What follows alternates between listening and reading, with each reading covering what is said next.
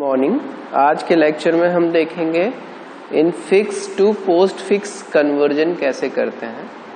ठीक है, in fix मतलब जैसे a प्लस बी है और पोस्ट फिक्स में a b प्लस टाइप का जो मैंने लास्ट लेक्चर में बताया था, तो किस तरह से कन्वर्जन करते हैं इसमें देखते हैं। कुछ रूल्स है, पहले उससे पहले ऑपरेटर्स का प्रेसिडेंस देख लेते हैं। पावर सबसे हाई प्रेसिडेंस में आता है फर्स्ट में, उसके बाद आता है डिवीजन, मल्टीप्लिकेशन और मॉडुलस ऑपरेटर। इन तीनों का इक्वल प्रायोरिटी होता है। और इसके बाद आता है सबसे लास्ट में प्लस और माइनस, इन दोनों का भी इक्वल प्रायोरिटी होता है। ठीक है, बेसिक यही सबसे ज़्यादा यूज होने वाले ऑपरेटर्स हैं, तो इन्हीं को लेके मैंने बताया। बाकी रूल्स देख लेते हैं। पहला रूल है कि no two operator of same priority can stay together in same column. अगर मतलब दो प्रायोरिटी के वो आ रहे हैं, दो सेम प्रायोरिटी के ऑपरेटर आ रहे हैं, तो वो कभी भी एक साथ नहीं रह सकते। अभी इतना ही समझ लेते हैं। दूसरा कह रहा है कि लोअर प्रायोरिटी ऑपरेटर कभी भी सक्सेसर नहीं हो सकता एक हाई प्रायोरिटी ऑपरेटर के। ठीक है, मींस कभी भी ये नहीं हो सकता कि प्लस के बाद मल्टीप्लिकेशन के बाद प्लस आ जाए, ये नहीं हो पाएगा। ठीक है, तो ये मतलब है कि कोई भी लोअर प्रायोरिटी ऑपरेटर, ना ही ये हो सकता है कि ये जो पावर के बाद डिवीजन आ जाए, तो लोअर प्रायोरिटी जो ऑपरेटर है वो कभी भी हाई प्रायोरिटी ऑपरेटर का सक्सेसर नहीं बन सकता। ना ही ये पहला रूल ये कह रहा है कि प्लस माइनस कभी एक साथ नहीं रह सकते किसी स्टेप में। ठीक है, तो इस तरह से है। थर्ड पॉइंट है कि अगर कुछ इस तरह से कंडीशन आती है, मतलब 2 या 3 कितने भी ऑपरेटर्स हो सकते हैं और पैरेंथेसिस मिल गए हमें। ठीक है, ओपन और क्लोज दोनों पैरेंथेसिस आ चुके हैं, तो जैसे ही क्लोज पैरेंथेसिस आएगा तो क्या होगा, एक पॉप होगा वो लग जाएगा, फिर दूसरा पॉप होगा वो लग जाएगा, और कोई होता तो वो लग जाता। ठीक है, तो मतलब एक एक पॉप होता जाएगा और एक्सप्रेशंस में जाके ऐड होता जाएगा। अब देखते हैं कि किस तरह से करते हैं। सबसे पहले क्या करेंगे, लेफ्ट टू राइट 1 बाय 1 चलते जाते हैं। उसके बाद देखते हैं कि क्या आ रहा है, और जब भी ये पैरेंथेसिस या फिर कोई भी ऑपरेटर आएगा तो वो सबसे पहले स्टैक में जाएगा, उसके बाद अगर कंडीशन फॉलो होगी तो वहां पर रहेगा, अदरवाइज दूसरी तरफ चला जाएगा। देखते हैं कैसे होता है। सबसे पहले ओपन करली ब्रैकेट मिला, सेम आया, कोई दिक्कत नहीं। इसके बाद ए आया। ठीक है, तो जब भी इस ऑपरेंड्स जो भी आएंगे वो डायरेक्ट पोस्ट फिक्स जो एक्सप्रेशन है वहां जाके सेव हो जाएगा। ए आया तो ए यहां आ गया, कोई दिक्कत नहीं। इसके बाद प्लस आया, ये सेम ही रहेगा, इसमें कुछ ऐड नहीं हुआ। तो फिर प्लस आया, तो प्लस जब भी ऑपरेटर आएगा तो वो जाके स्टैक में सेव होगा। तो अकेला प्लस है तो कोई भी कंडीशन वायलेट नहीं होगी, तो प्लस यहाँ स्टोर हो गया और यहाँ सेम ए ही बचा। ठीक, नेक्स्ट है बी आया, तो जब भी कोई ऑपरेंड आएगा तो वो डायरेक्ट एक्सप्रेशन में स्टोर होगा, तो ए बी हो गया। ठीक, इसके बाद डिवीजन आया, जब डिवीजन कोई भी ऑपरेटर आता है तो वो स्टैक में जाएगा। तो अगर जब प्लस के बाद डिवीजन आ गया तो देखो कोई रूल वो हो रहा है क्या, no two operator of same priority के तो है नहीं, कोई दिक्कत नहीं है। दूसरा है lower priority operator can't be a successor of high priority operator. तो ये इसका सक्सेसर तो है नहीं, ये प्रेडिसेसर है और ये सक्सेसर है, तो ये वाली कंडीशन भी कोई दिक्कत नहीं है। Lower priority operator can't be a successor of high priority operator. तो हाई प्रायोरिटी ऑपरेटर सक्सेसर बन सकता है लोअर प्रायोरिटी का, लेकिन लोअर प्रायोरिटी नहीं बन सकता है। तो लोअर प्रायोरिटी अभी सक्सेसर नहीं है, प्रेडिसेसर है, तो कोई दिक्कत नहीं है। अब इसके बाद सी आएगा, तो सी डायरेक्ट वहीं जाएगा। ठीक, इसके बाद मल्टीप्लिकेशन आएगा। जब मल्टीप्लिकेशन आएगा तब देखते हैं प्लस डिवीजन मल्टीप्लिकेशन। अब जब इस तरह का कंडीशन आएगा तो देख रहे हो ये दोनों सेम प्रायोरिटी के हैं। तो जब सेम प्रायोरिटी के हैं तो कभी भी सेम प्रायोरिटी के ऑपरेटर नहीं रह सकते हैं। तो मल्टीप्लिकेशन आएगा तो उससे पहले क्या होगा, उसके रहने के लिए जो डिवीजन है, ठीक है, ये उस तरफ चला जाएगा। तो ए बी सी डिवाइड, अब जब ये उस तरफ चला गया तब यहाँ पर जगह खाली हो गई। अब क्या मल्टीप्लिकेशन आ सकता है? आ सकता है, क्योंकि ये लोअर प्रायोरिटी है, ये हायर प्रायोरिटी है। तो हायर प्रायोरिटी ऑपरेटर सक्सेसर बन सकता है।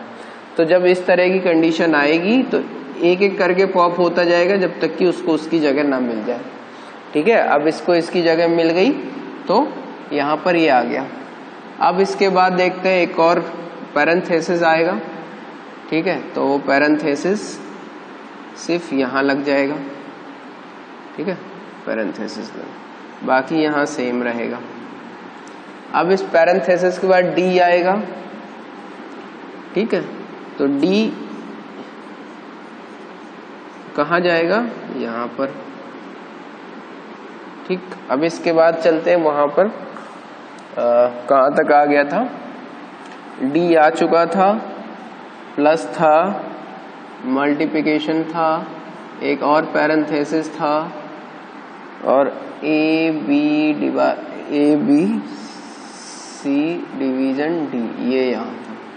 ठीक है, अब इसके बाद आएगा, और जो भी ये कंडीशन देखिए होंगी ना, ये कंडीशन सिर्फ एक इसमें होंगे। अगर एक नया पैरेंथेसिस आ गया है तो अब एक नई इसके अंदर सारी कंडीशंस देखी जाएंगी। ठीक है, अब देखते हैं आगे, समझ में आएगा धीरे धीरे। अब आया प्लस, तो प्लस जाएगा स्टैक में। अब देखो प्लस जाएगा स्टैक में, और कौन से? इस वाले पैरेंथेसिस के अंदर इकलौता है। तो इस वाले पैरेंथेसिस और इस वाले पैरेंथेसिस में कोई लेना देना नहीं होगा। ठीक है, तो हमेशा कंडीशन एक ही पैरेंथेसिस के अंदर देखी जाएगी। अगर कोई अंदर सब पैरेंथेसिस आ गया है तो कंडीशन सिर्फ उसके अंदर देखी जाएगी। तो अभी इसको भूल जाएंगे, इसके अंदर की कंडीशन देखेंगे तो प्लस में कोई इश्यू नहीं है। ठीक है, प्लस आके सेव हो जाएगा। अब इसके बाद आएगा ई। ई आएगा तो कहाँ जाएगा? यहाँ पर A B C divide D E, कोई दिक्कत नहीं। इसके बाद आएगा मल्टीप्लिकेशन। अब जब देखो मल्टीप्लिकेशन आ रहा है तो यहाँ प्लस है, यहाँ मल्टीप्लाई है, तो कोई दिक्कत है? मल्टीप्लिकेशन सिर्फ कहाँ देखेंगे? अंदर वाले पैरेंथेसिस में। जब यहाँ देखेंगे तो जो मल्टीप्लिकेशन है वो बाद में आ रहा है, और वो भी हायर प्रेसिडेंस है। तो higher priority operator lower priority operator के बाद में आ सकता है, कोई दिक्कत नहीं है, यहाँ सेम ही रहेगा। मल्टीप्लिकेशन के बाद आएगा एफ। एफ आएगा तो डायरेक्ट वहां जाएगा, sorry, A B C divide D E F, कोई दिक्कत नहीं। ठीक है, अब एफ के बाद आएगा, इसको एक लाइन खींच लेता है।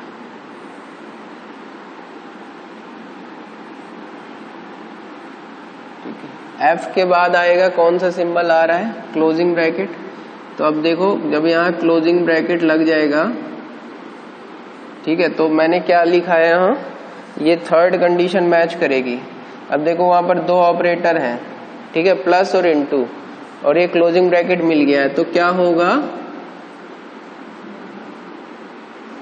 ये पहले ये वाला पॉप होगा और फिर ये वाला पॉप होगा। ठीक है, और दोनों ही ऑपरेटर पॉप होके वहां लग जाएंगे, और यहां से ये पूरा ओपन क्लोजिंग ब्रैकेट पैरेंथेसिस के साथ खत्म हो जाएगा। ठीक है, समझ में आया? ठीक, अब इसके बाद देखो ये क्या हो गया? प्लस है। ठीक है, यहां तक आ गया। अब इसके बाद माइनस आ रहा है। ठीक है, तो जब माइनस आ रहा है तो देखो क्या होगा, इसके बाद माइनस आएगा। अब इनटू के बाद माइनस आएगा, तो इसका मतलब है कि इनटू हायर प्रायोरिटी ऑपरेटर है और जो माइनस है वो लोअर प्रायोरिटी ऑपरेटर है। तो ये जो सेकंड वाला पॉइंट है ये दिक्कत देगा। जब इस तरह का दिक्कत देगा तो हमें माइनस के लिए पोजीशन ढूंढनी पड़ेगी। तो उसको लगाने से पहले क्या होगा? पहले इसको पॉप करेंगे। तो जब ये पॉप होगा तो हो जाएगा D DEF इंटू प्लस और इंटू।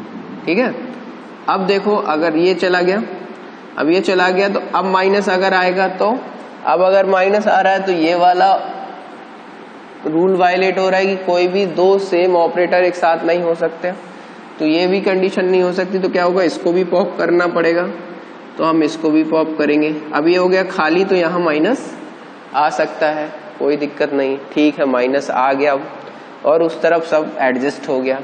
अब इसके बाद माइनस के बाद आ रहा है जी, तो जी आ रहा है तो यहाँ कोई दिक्कत नहीं, डायरेक्ट जी यहाँ आएगा, ABC divide DEF into plus और जी।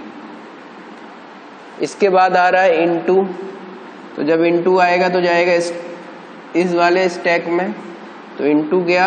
अब देखो ये हायर प्रायोरिटी है, लोअर प्रायोरिटी है, तो कोई रूल्स वायलेट नहीं होगा, यहाँ बना रहेगा, कोई दिक्कत नहीं है, ये सेम ही रहेगा।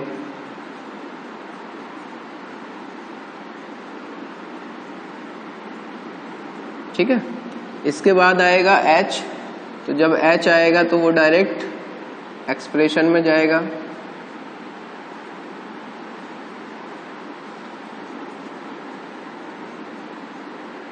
ठीक, इसके बाद आएगा क्लोजिंग पैरेंथेसिस, तो देखो जैसे क्लोजिंग पैरेंथेसिस आएगा तो फिर से क्या हो जाएगा, रूल 3 लग जाएगा। तो जब रूल 3 लग जाएगा तो फिर से वही चीज होगी जो इसके पहले हुआ था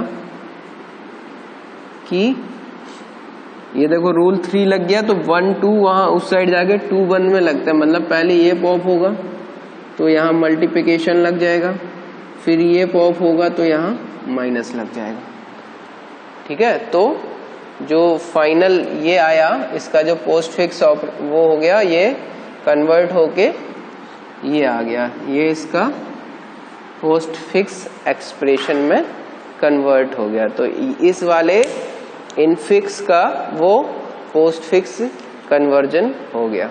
ठीक है, तो बस यही सिंपल सा रूल है। चलिए आज के लिए इतना ही काफ़ी है। नेक्स्ट टर्न पर देखेंगे कि अगर हम चाहें तो एक शॉर्टकट भी यूज़ कर सकते हैं, तो वो क्या शॉर्टकट है। ठीक है, थैंक यू।